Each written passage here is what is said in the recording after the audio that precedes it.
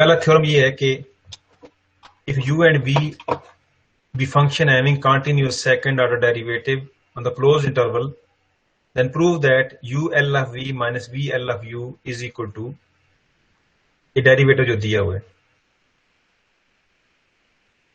तो ये हमारे पास जो L है, ये हमारे पास S L boundary value problem जो है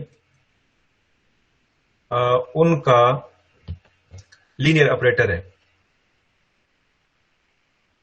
यानी अगर आप ये देखें वीक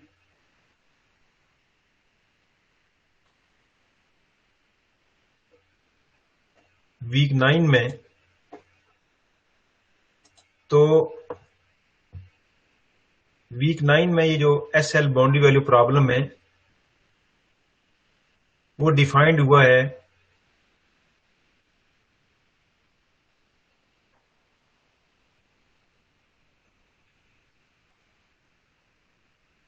ये ऐसे, ये डिफाइंड हुआ है।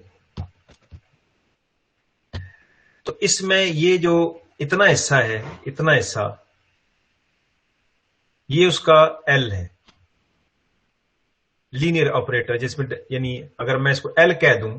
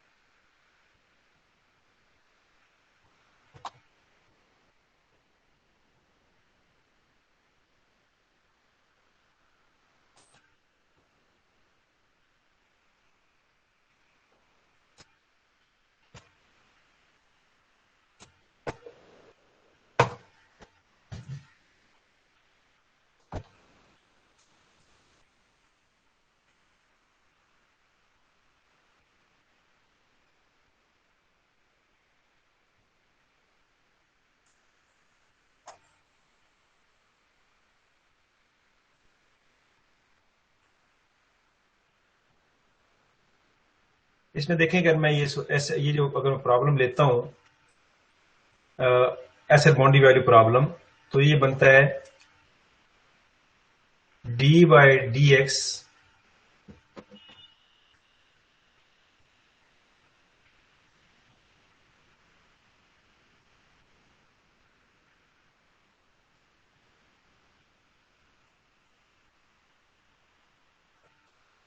D by D X of P D Y by D X plus Q Y plus lambda R Y is equal to 0। अगर मैं इस हिस्से को एल कह दूं, ये D by D X P D by D X plus Q, तो L of Y आप याद रखेंगे कि जो एल ऑफ वाई बनेगा, फिर एल ऑफ वाई ये बन जाएगा L of Y is equal to D by D X P D Y by D X plus Q of Y. यानी जो वाई जारी बात डेरिवेटिव के सामने लगाना होता है, तो ये इतना हिस्सा जो है, इतना हिस्सा ये यहां से लेके यहां तक, ये एल ऑफ वाई बन गया, ये सारे सारा। तो अगर ये एल ऑफ वाई बन गया, तो ये जो एल है इसको कहते हैं linear operator, L linear operator है। और अगर मैं इसको एल ऑफ यू निकालना चाहूं, तो जहरी बात है फिर क्या होगा कि जहां जहां वाई है वहां यू रख देंगे, D you by D x और प्लस क्यू ऑफ यू हो जाएगा। अगर आपको एल ऑफ वी चाहिए, अगर आपको एल ऑफ वी चाहिए, तो वो बन जाएगा D by D X of P D V by D X plus Q V, ये बन जाएगा। तो आप ये समझिए कि ये जो हर इक्वेशन होती है उसका अपना एक लीनियर ऑपरेटर होता है। मिसाल के तौर पे मैं आपको कुछ चीज एक बताता हूं, आप कागज पेंसिल लेके साथ उसके लिखें। मेरे पास एक इक्वेशन, फर्स्ट गया पीडी में मेरे पास इक्वेशन है partial partial square you by partial x square is equal to 1 by k partial u by partial t. मिसाल के तौर पर ये इक्वेशन है। इसको मैं यूं भी लिख सकता हूं partial square you by partial x square minus 1 by k partial u by partial t is equal to 0। और इसको यूं भी लिख सकते हैं partial by partial x square minus 1 by partial t of you is equal to 0। इसको खोलेंगे तो फिर वही चीज बन जाएगी। तो अगर मैं इसको एल कह दूं partial square by partial x square minus 1 by partial T, तो ये बन जाएगा फिर L of you is equal to 0। तो इस इक्वेशन का जो ये जो इक्वेशन है, इस इक्वेशन का जो एल है, इस इक्वेशन का जो एल है वो ये है। तो इसी तरह आप एक और मैं इक्वेशन लेता हूं। अगर मैं फर्स्ट के यहां पे ये कह दूं कि फर्स्ट के मैं कह दूं कि 1 over C square partial square you by partial T square, तो ये मेरे पास फिर बन जाएगा 1 over C square partial square you by partial T square 1 over C square partial square by partial T square. तो इस सूरत में फिर हमारे पास जो है वो ये बन जाएगा 1 over C square partial square by partial T square. अगर मैं इसको लिखूं तो फिर हमारे पास एलिमेंट, तो हर इक्वेशन का एक लीनियर ऑपरेटर होता है, हर इक्वेशन का एक लीनियर ऑपरेटर होता है। तो ये जो इक्वेशन है, ये वेव इक्वेशन है, इसका अपना एल जो है वो ये। इसी तरह आप ये देखें कि जो हमारे पास जो एसएल बाउंड्री वैल्यू प्रॉब्लम है, एसएल बाउंड्री वैल्यू प्रॉब्लम जो है वो हमारे पास क्या है, मैं एक दफा लिखता हूं, आप मेरे साथ लिखेंगे, देखें वो ये बनता है D by D X of P D Y by D X plus Q of Y plus lambda R Y is equal to 0। ये एसएल इक्वेशन की ये इक्वेशन है, एसएल इक्वेशन। तो इसमें ये वाई में है, ये वाई में है। तो अगर मैं एल कह दूं, अगर मैं इसको कह दूं एल जो है वो एल अगर मैं कह दूं इस हिस्से को डी बाय डी एक्स, इसको P D by D X plus Q, तो ये जो एल है लीनियर ऑपरेटर है, ये S L boundary value problem का है। तो इसमें आप ये देखें कि जब मैं इसको कहूंगा एल ऑफ वाई, तो ये बन जाएगा D by D X of P D Y by D X plus Q of Y. तो ये हमारे सारा जो है ये इतना ऐसा। अगर इसमें आप ये करें कि अगर मैं मिसाल के तौर पे यहां दिखता हूं कि अगर मेरे पास इस हिस्से में अगर मैं वो कंडीशन लगा दूं, मिसाल के तौर पे मैं ये लिख दूं कि फिर से मैं लिखने लगा हूं एल, मैं डिफाइन कर रहा हूं L is equal to D by D X P D Y by D X plus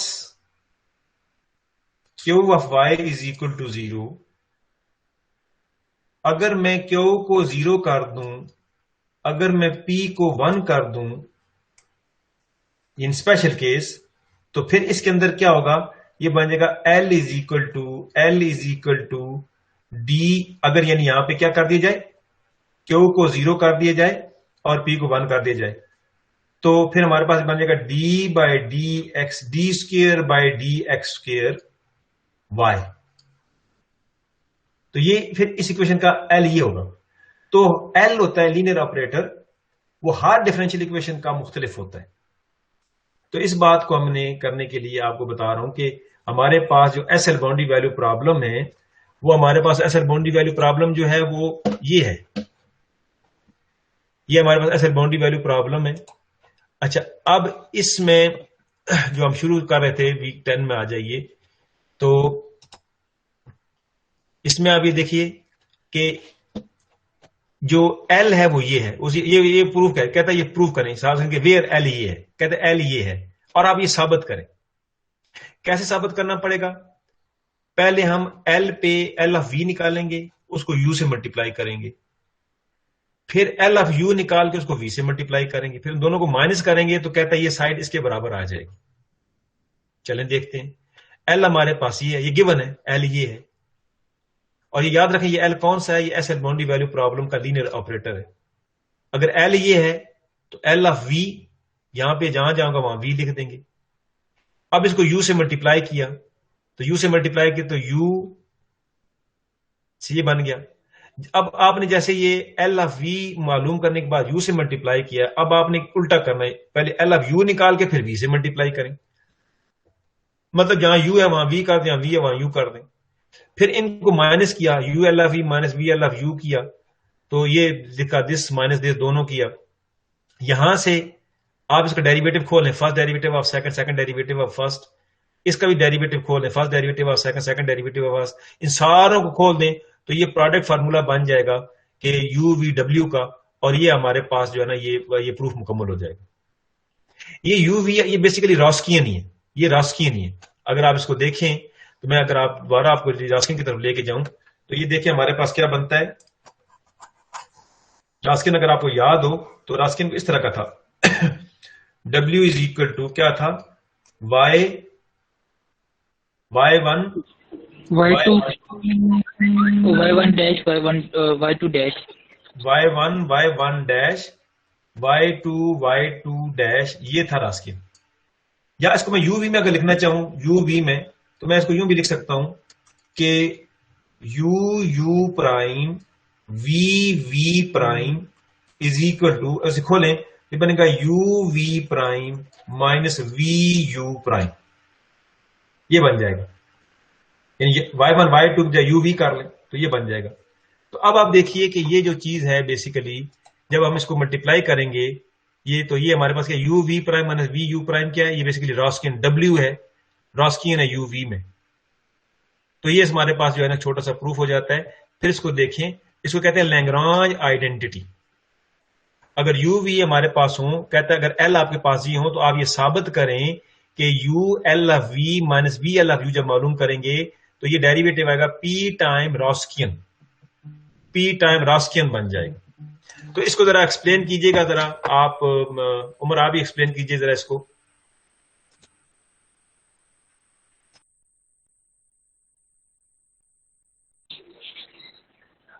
sir सबसे पहले हमने इसका प्रूफ करना है कि एल हमने प्रूफ करना है, ये इक्वल है derivative of F x into D over D x into Q x है। ये ऊपर है सर, हमें एल गिवन है और हमें जो प्रूफ करना है ये ऊपर you into sir you into L V into L U, और डेरिवेटिव है सर रोंकियन का। तो सबसे पहले हमारे पास एल गिवन है सर, उसे हम जहाँ जहाँ वो है वो वी लिख देंगे सबसे पहले। सर ऊपर कीजिएगा।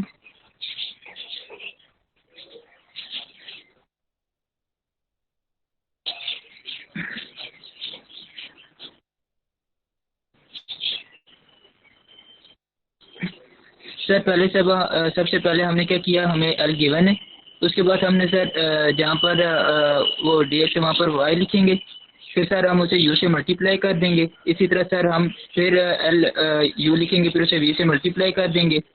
सर फिर इन दोनों को हमने माइनस किया, माइनस करके सर हमने इसका डेरिवेटिव खोला, सर प्रोडक्ट फार्मूला जो है सर, जब हम प्रोडक्ट फार्मूला खोलेंगे तो वो इसके इक्वल आ जाएगा D of D X P और रोंगसन यू इंटू वी डैश और वी इंटू यू डैश के इक्वल आ जाएगा सर। और इसे हम लैग्रेंज आइडेंटिटी कहते हैं सर।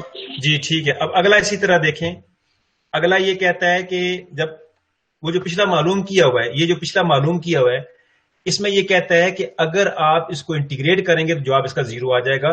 और इसको साबित करने के लिए अभी यानी उसी तरह प्रूफ टू क्या है, U L of V minus V L of U, ये हमने जो प्रूफ किया उसको लिया। अब हमने दोनों तरफ इंटीग्रेट कर लिया। जब दोनों तरफ इंटीग्रेट कर लिया तो उसके बाद क्या हुआ, upper limit minus lower limit, जहां जहां ये यू ऑफ एक्स है, बेसिकली ये यू ऑफ एक्स है, ये असल में मतलब है कि आप ये समझिए कि हमारे पास इस तरह की चीज है।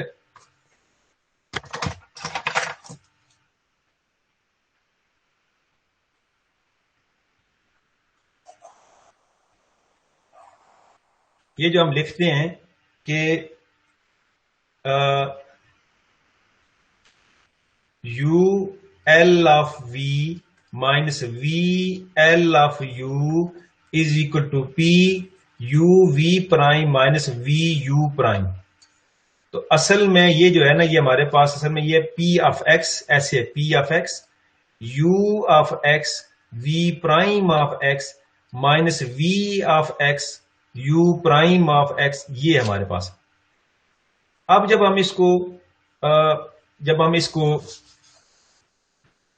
लिमिट लगाते हैं दोनों तरफ, इसको इंटीग्रेट करते हैं, यानी इसको मैं अगर इंटीग्रेट कर लूं a to B U L of v minus V L of u dx integrate कर लूं तो यहां इसके तरफ इंटीग्रल आएगा a टू b, ये अंदर आएगा p और ये रास्किन अंदर आ जाएगा। तो क्या करेंगे, जहां पे पहले जहां जहां इसका x है वहां अपर लिमिट लगाई जाएगी यानी b आएगा, फिर जहां जहां x है वहां a आ जाएगा। तो जब ये चीज आ जाएगी तो हमारे पास जो है ये बन जाएगा, इस तरह की चीज बन जाएगी कि अपर लिमिट लगाएंगे तो जहां जहां x है तो ये असल में u of x v of x है, तो ये आ जाएगा, और जब लोअर लिमिट लगाएंगे तो ये आ जाएगा। अब ये जो S L boundary value problem है, फिर आप देखिए जरा वापस जाइए 9 पे, पिछले वीक पे। तो ये जो S L boundary value problem है, इसमें दो, एक तो जहां इक्वेशन सेकंड ऑर्डर होती है, लीनियर होती है, होमोजीनियस होती है, वहां इसकी बाउंड्री कंडीशनें भी जो है ना वो भी होमोजीनियस होती है। आप इसको y की बजाय u में अगर कर लें तो ये बनेगा u ऑफ a, और ये बनेगा u प्राइम ऑफ a, और ये बन जाएगा u ऑफ b, और उसके बाद बनेगा u प्राइम ऑफ b। तो ये इन टर्म ऑफ y की बजाय इन टर्म ऑफ u भी लिखी जा सकती हैं, और उसके बाद ये इन टर्म ऑफ v भी लिखी जा सकती हैं। तो ये जो बाउंड्री कंडीशनें हैं, ये बाउंड्री कंडीशनें इन टर्म ऑफ u और v जब हमने लिखा तो हमारे पास ये बन गई, ये इन टर्म ऑफ u आ गई और ये इन टर्म ऑफ v आ गई। अब ये चूंकि होमोजीनियस है, और होमोजीनियस का सोल्यूशन के लिए हमारे पास अब क्या होता है, हम a वाली इकट्ठी कर लें और b वाली इकट्ठी कर लें, तो ये u और v जो है होमोजीनियस कंडीशन को भी सेटिस्फाई करती हैं। तो उसमें जब हम इसे देखेंगे a और b में, तो आपको पता है कि होमोजीनियस में क्या होता है कि होमोजीनियस का सोल्यूशन उस वक्त एग्जिस्ट करता है जब a मॉड 0 हो। अगर आपको याद हो तो हमारे पास ये जो सिस्टम है, हमारे पास इक्वेशन जो होती हैं, अगर मैं इसको देखूं इस तरह,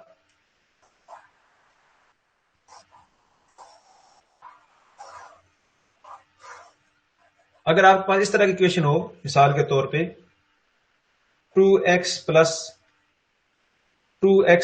3y इज इक्वल टू 4, और नीचे लिखा हो 4x plus 5y is equal to 7, तो आपको याद है कि आप इसका मैट्रिक्स बनाते हैं 2 4 3 5, ये कोएफिशिएंट है x और y के, इज इक्वल टू ये 4 और ये 7 है। इसे आप कहते हैं a, इसे कहते हैं x, इसे कहते हैं b। x is equal to a inverse b। इसके लिए a इनवर्स जो होता है वो बेसिकली क्या होता है, a इनवर्स मालूम करने के लिए क्या होता है कि a इनवर्स जो है वो होता है adjoint of a over a का मॉड। तो इसमें आप कहते हैं कि a का मॉड 0 नहीं होना चाहिए, देखो बटे में होगा तो जवाब 0 हो जाएगा। तो ये जो सिस्टम है, ये वाला सिस्टम, ये है non homogeneous system, non homogeneous system. अच्छा, अब जो होमोजीनियस सिस्टम होता है, ये नॉन होमोजीनियस सिस्टम क्या है, ax is equal to b। अगर हमारे पास ax is equal to b null matrix हो जाए, अगर बी क्या हो, नल मैट्रिक्स हो, तो ये जो सिस्टम होता है ये फिर होमोजीनियस कहलाता है। जब हम इसका मॉड लेंगे, इसका मॉड लेंगे, तो ए बनेगा ए का मॉड अलग, एक्स का मॉड अलग, और ये जो नल है इसका मॉड 0 हो जाएगा। अब हर जो होमोजीनियस सिस्टम है उसके दो सोल्यूशन होते हैं, ट्रिवियल और नॉन ट्रिवियल। हमें चाहिए होता है अदर देन 0 0, अदर देन 0 0 यानी नॉन ट्रिवियल चाहिए। तो अदर देन 0 0 के लिए ये जो एक्स होता है ना, ये जो एक्स है, ये बेसिकली क्या है, एक्स और वाई है। अगर अदर देन 0 0 चाहिए, इसका मतलब है कि इसको तो 0 नहीं होना चाहिए। इसका मतलब फिर ये होगा कि A mod is equal to 0 होना चाहिए। तो आप ये समझिए कि आपको मैं अगर ये कहूं कि अगर सिस्टम आपके पास ये है, a x is equal to b, और दूसरा है a x is equal to o, इसके लिए ए मॉड 0 नहीं होना चाहिए, इसके लिए ए मॉड 0 होना चाहिए। तो सोल्यूशन मिलता है कौन सा भला? आपके पास जो है वो अदर देन 0 0 सोल्यूशन मिलता है। तो ये जो होता है इसको कहते हैं नॉन होमोजीनियस सिस्टम। ये नॉन होमोजीनियस है, नॉन होमोजीनियस है, और ये जो है ये होमोजीनियस सिस्टम है। आपको याद होगा जब आप कहते हैं find the value of P and Q such that this matrix is singular, या ये कहते हैं this system has non trivial solution. तो याद रखिए कि जो हमारे पास नॉन ट्रिवियल सोल्यूशन डिटरमिनेंट में, तो उसका जो मॉड है वो नॉन ट्रिवियल में क्या होना चाहिए, उसका मॉड जो है वो क्या होना चाहिए, वो 0 नहीं होना चाहिए। तो इसलिए हमारे पास ये देखिए, ये जो हमारे पास आ रही है यहां पे कि ये ए में है, ये बी में, तो ए वाले इकट्ठे कर लें। और ये चूंकि सिस्टम होमोजीनियस है तो इसके लिए क्या होना चाहिए कि इनका जो डिटर्मिनेंट है वो 0 होना चाहिए, होमोजीनियस में होना चाहिए। तो अब आपने ए वाले की लिखे, जब इसको 0 किया तो यहां से एक रिलेशन आ गया। इसी तरह जब आपने दूसरा लिया ये बी वाले, यानी ये जो बी वाले हैं, ये वाला भी, और ये दूसरा ले लें बी वाला, तो उसका 0 कर दिया। अब इन दोनों को देखें तो ये आपके पास बेसिकली यहां ये है यू भी, यहां पहले जब 0 0 रखेंगे तो ये पूरी की पूरी इक्वेशन जो है ये आपकी क्या बन जाएगी, 0 हो जाएगी। और ये प्रूफ है, इसको कहते हैं ग्रीन्स फार्मूला। ये ग्रीन्स फार्मूला कहलाता है, ग्रीन्स फार्मूला कहलाता है। फिर एक दफा इसको आप देखिए कि ये क्या है, यू और वी पर होमोजीनियस बाउंड्री कंडीशंस हैं। एसएल बाउंड्री वैल्यू प्रॉब्लम में जो कंडीशन होती है वो होमोजीनियस होती हैं, ए पर भी और बी पर भी। ए वाले इकट्ठे किए, चूंकि ये सारे होमोजीनियस है, तो उसके होमोजीनियस के सोल्यूशन उस वक्त एग्जिस्ट करते हैं नॉन ट्रिवियल, जब उनका डिटर्मिनेंट 0 हो। 0 किया तो यहां से एक रिलेशन, बी वाले इकट्ठे कार्य किया, दूसरा उनको वापस रखा ग्रीन। जी उमर, जरा इसको एक्सप्लेन कीजिए जरा फिर से आप।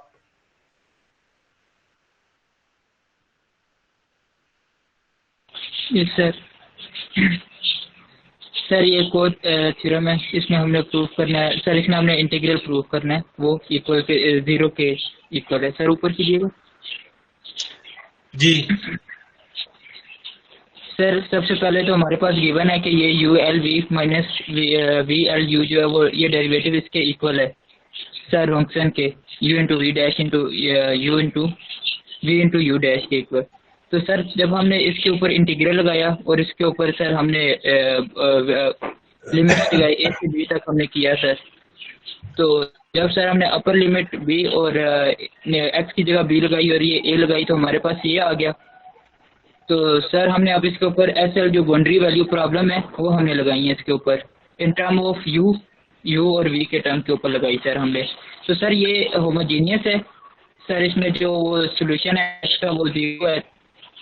तो सर इसमें हमने ए को भी अलग किया, बी को भी अलग किया। जब सर हमने उसे सोल्व किया तो दोनों 0 आए।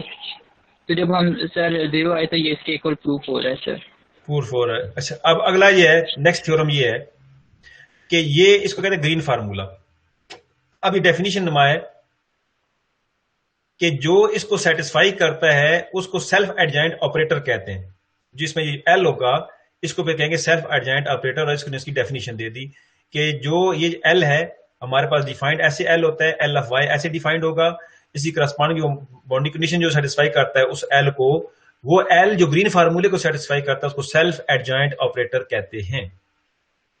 अच्छा, अब हमारे पास ये बिल्कुल थ्योरम उसी तरह प्रूफ है। अगला ये सेल्फ एडजॉइंट ऑपरेटर, यानी ये देखें वही चीज है कि हमारे पास पहले क्या है, एल ऑफ वाई ये है, एल ऑफ वी ये है, यू एल ऑफ वी ये बन जाएगा, वी एल ऑफ यू ये बन जाएगा, एक में दूसरे को माइनस करेंगे तो हमारे पास ये रॉस्किन बन जाएगा।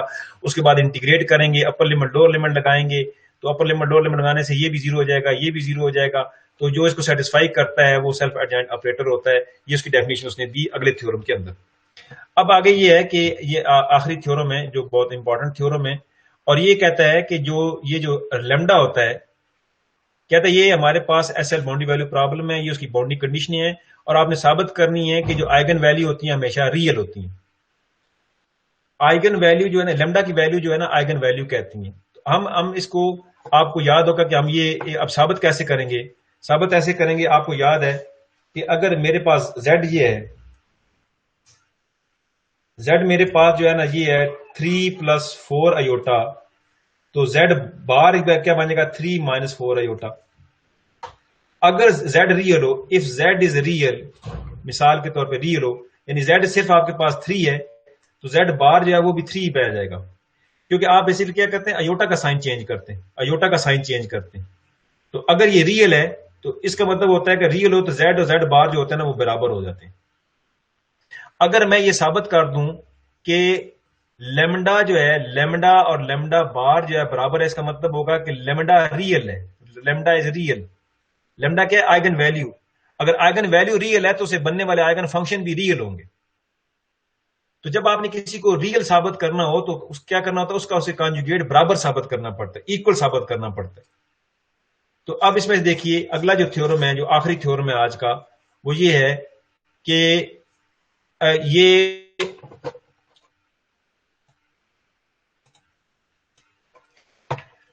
कहता है आइगन जो एसएल बाउंड्री वैल्यू प्रॉब्लम है, साबित करना है कि उसकी आइगन वैल्यू रियल है।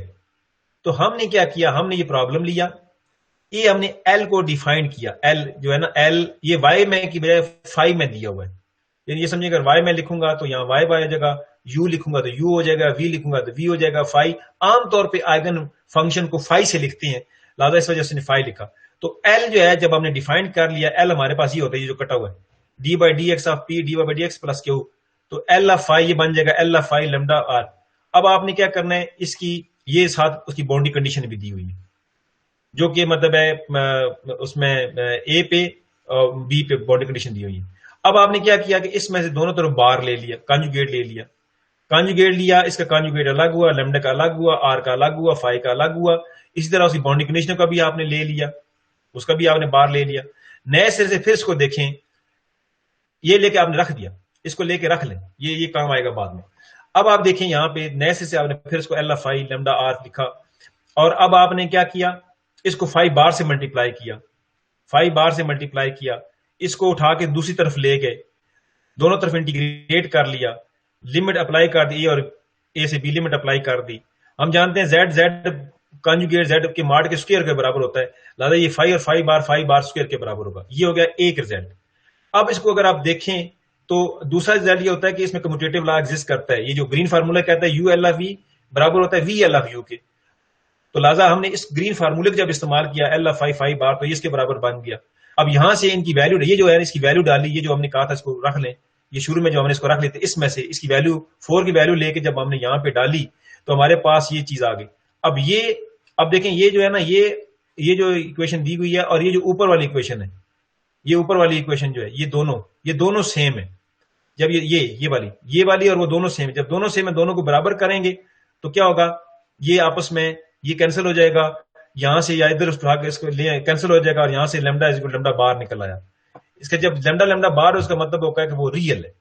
इस पे आगे फिर जो है ना, ये थोड़ी सी थ्योरी है, इस पे कुछ प्रॉब्लम है जो आपने घर जाके इसको अच्छी तरह देखना है। एक दफा फिर जरा एक्सप्लेन मैं कर देता हूँ इसको जल्दी से। आप देख लीजिए हमारे पास आइगन प्रॉब्लम है, उसकी बाउंड्री कंडीशंस हैं, साबित करना है कि लेमडा रियल है। हमने इसको एल की शक्ल में लिख दिया, बाउंड्री कंडीशन को भी, दोनों तरफ बार ले लिया, बार लेने के बाद इसको नंबर 4 को रख लिया। फिर नए सिरे से हमने इसको लिया और इसको पहले 5 बार से मल्टीप्लाई किया, इसको उठा के दूसरी तरफ ले गए, दोनों तरफ लिमिट अप्लाई की। लिमिट अप्लाई करने के बाद हमने यहाँ देखा 5 बार, ये 5 बार मार्ट के स्क्वायर के बराबर होगा। एक बात, उसके बाद ये ग्रीन फार्मूला ये कहता है U L of V minus B L of U, ये आपस में बराबर होते हैं। यानी कैसे, ये ग्रीन फार्मूले पे वापस चले जाइए, इसको देख ग्रीन फार्मूला ये है, ग्रीन फार्मूला कौन सा था? ग्रीन फार्मूला था ये वाला, ये जो हमने साबित किया था। इसको अगर खोल लें तो उसको हम यूं भी लिख सकते हैं, यानी इसका इंटीग्रल अलग, इसका इंटीग्रल अलग, इस नेगेटिव को उठा के उस तरफ ले जाएं तो ये बनता है U L of V is equal to V L of U, यानी कम्यूटेटिव लॉ एग्जिस्ट करता है। जहां यू है वहां वी लिख दो, वहां वी है वहां यू रख दो, जवाब बराबर आएगा। इस ग्रीन फार्मूले को उसने इस्तेमाल किया, यहां पे आके इधर आके उसने यहां पे अप्लाई किया। एल 5 बार, जहां 5 बार है उसको उसने बार में कर दिया, बार वाले को दूसरे में कर दिया, और यहां पे इसकी वैल्यू डाली, वो जो सबसे पहले वाले में बार लेके उसकी वैल्यू डाली। यहां अगेन 5 बार मॉड के स्क्वायर के बराबर है। अब ये चीज और ये चीज आपस में बराबर, ये एक जैसी, एक को देखें या इसको देखें, ये एक चीज अलग है, दोनों बराबर। बराबर करने के बाद इनको कैंसिल करें तो लैम्डा लैम्डा बार यहां से आपको मिल जाएगा। इसका मतलब है लैम्डा लैम्डा बार का मतलब है कि जो आइगन वैल्यू है वो रियल। जी उमर एक्सप्लेन करें जरा इसको।